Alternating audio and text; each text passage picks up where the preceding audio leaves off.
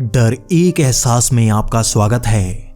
आज की हमारी ये कहानी बंगाल के सबसे डरावने रेलवे स्टेशन की है। तो चलिए शुरू करते हैं। मैं पास के ही एक गांव का रहने वाला हूं, जहां पर ट्रांसपोर्ट की कमी रहती है। मुझे पुरुलिया जाना था।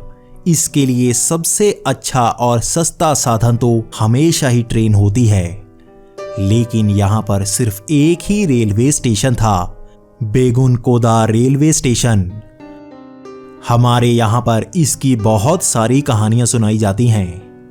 कहते हैं यह एक भूतिया रेलवे स्टेशन है।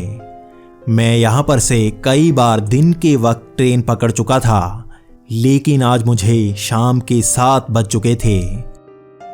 2009 में सरकार द्वारा इसे झूठा भूतिया स्टेशन घोषित कर दिया गया था। तब से इसे दोबारा चालू किया गया। 7 बजे अंधेरा हो चुका था और यहाँ पर इस तरह सन्नाटा था जैसे यहाँ पर आसपास कोई रहता ही ना हो। मुझे नहीं लगा था यहाँ पर ऐसा खाली सा माहौल होगा। मैं अब यहाँ बैठकर ट्रेन का इंतजार कर रहा था। मैं अपना मोबाइल चला रहा था, तभी दूर से कोई चलकर आता हुआ नजर आ रहा था। उसने भी अपने हाथ में लाइट पकड़ी हुई थी। मुझे भी अब थोड़ा अच्छा सा लगा कि चलो अब कोई और तो यहाँ पर है। पास आने पर पता लगा कि वो कोई औरत थी जो हाथ में टॉर्च पकड़कर मेरे पास आकर खड़ी हो गई थी। उसने सफेद रंग की साड़ी पहन रखी थी। पहले तो मैं थोड़ा डरा, क्योंकि सफेद साड़ी में भूतों की कई कहानियां यहां सुनाई जाती हैं। लेकिन पास आने पर वो खूबसूरत महिला थी जो जरा भी डरावनी नहीं लग रही थी। तब जाकर मेरा डर थोड़ा सा कम हुआ। वो मेरे पास आकर खड़ी हो गई और मुझसे पूछने लगी कि गाड़ी कब आएगी। तो मैंने भी जवाब दिया, आधा घंटा लग जाएगा। इतना सुनकर वो मेरे पास आकर ही बैठ गई। मैं थोड़ा सा तो हैरान था कि आखिर अकेली लड़की रात के समय क्यों आई है। मैंने उससे पूछ ही लिया, तुम अकेली इतनी सुनसान जगह क्यों आई हो? ये जगह भी तो सेफ नहीं है, और ये सफेद साड़ी ही क्यों पहन रखी है? उसका जवाब अलग सा था। उसने कहा कि उसका गांव पास में ही है। वो वैसे पुरुलिया में काम करती है। रात को सफेद साड़ी में यहाँ पर ज्यादा सेफ फील होता है। लोग यहाँ कम आते हैं। सफेद साड़ी में तो वैसे भी किसी की छेड़ने की हिम्मत नहीं होगी।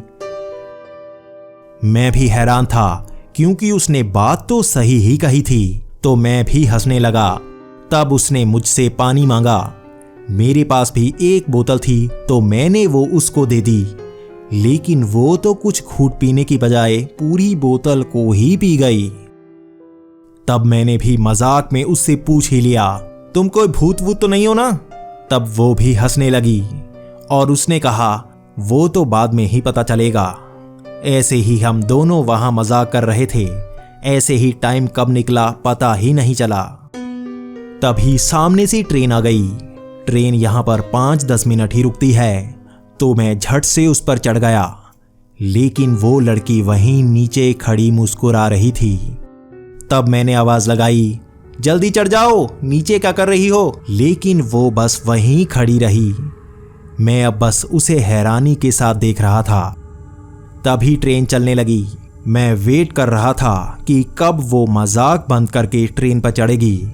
लेकिन तभी उसने ऊंची आवाज में बोला, तुम अच्छे इंसान हो, तभी बच गए। इतना कहकर वो मेरी आंखों के सामने से गायब हो गई। मैं डर कर सहम सा गया था। मैंने ऐसा कभी जिंदगी में नहीं देखा था। मुझे उसकी हर बात याद आ रही थी। मुझे यहाँ की कहानी भी याद आ गई। जब 1962 में यहाँ पर कई लोगों की मौत हुई थी, तब से ये स्टेशन बंद था।